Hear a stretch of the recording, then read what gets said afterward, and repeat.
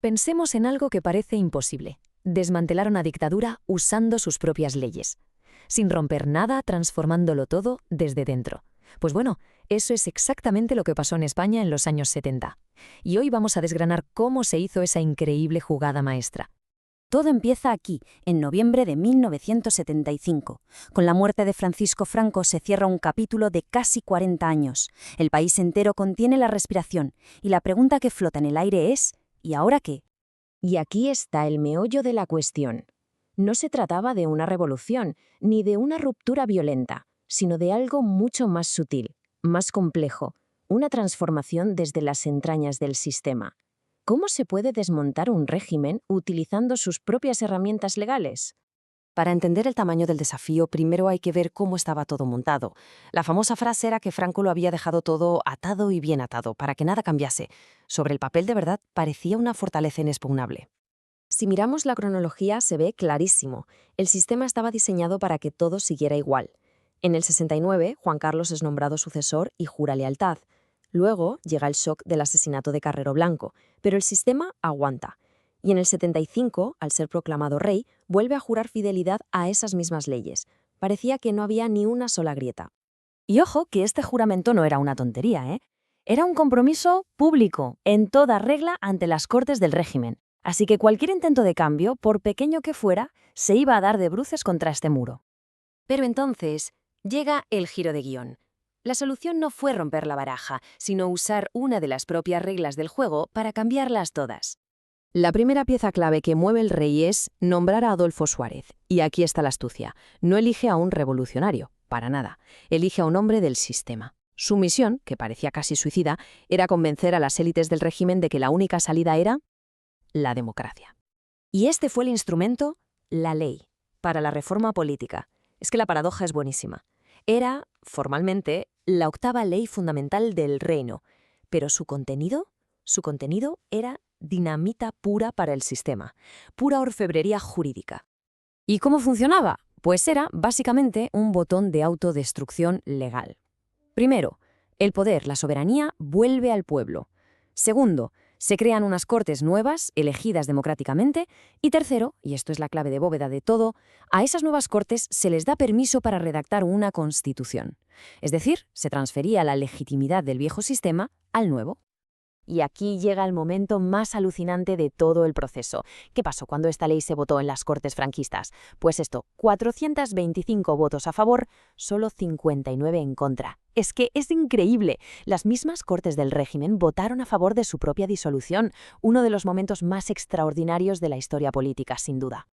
Pero claro, la legitimidad final no podía venir de las viejas Cortes, tenía que venir del pueblo. Así que en diciembre del 76, la ley se somete a referéndum. El resultado fue abrumador. Un 94% dijo sí al cambio. En ese preciso instante, la transición se volvió imparable. Con la ley aprobada, se abría la veda para el primer ejercicio real de poder democrático en más de 40 años. Los meses siguientes fueron un no parar. El gobierno de Suárez tomó medidas decisivas. Se legalizaron todos los partidos, incluido el Partido Comunista. Un paso valiente y muy controvertido. Se preparó una nueva ley electoral y, finalmente, se convocaron elecciones.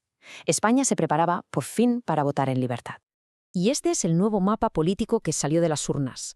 La UCD de Suárez fue el partido más votado, pero sin mayoría absoluta. Muy de cerca los socialistas del PSOE. La foto lo que nos dice es que nadie podía imponer su voluntad. Para gobernar, y sobre todo para redactar una constitución, iba a ser necesario el pacto. No quedaba otra. Con las nuevas Cortes ya constituidas, empezaba la tarea más delicada de todas: escribir las reglas del juego para la nueva democracia. Para redactar el borrador se eligió un grupo de 7 diputados, y su composición lo dice todo. Era un auténtico equipo de rivales. Estaba desde un exministro de Franco como Fraga hasta un comunista como Soletura. Y por en medio, socialistas, nacionalistas, centristas. La diversidad ideológica era brutal. Había que ponerlos a todos de acuerdo. Y como era de esperar, los debates fueron intensísimos. Estos son solo algunos de los puntos más calientes. Cada uno de ellos representaba una fractura histórica de la sociedad española. Encontrar un punto medio en todo esto parecía una misión imposible. Y, sin embargo, contra todo pronóstico, lo lograron. Y esto nos lleva al momento cumbre de todo el proceso y a su legado, el famoso espíritu del 78. Después de meses de negociaciones, de tiras y aflojas en el Congreso y el Senado, el texto final se volvió a someter a la decisión del pueblo el 6 de diciembre de 1978. Y una vez más, el respaldo fue masivo.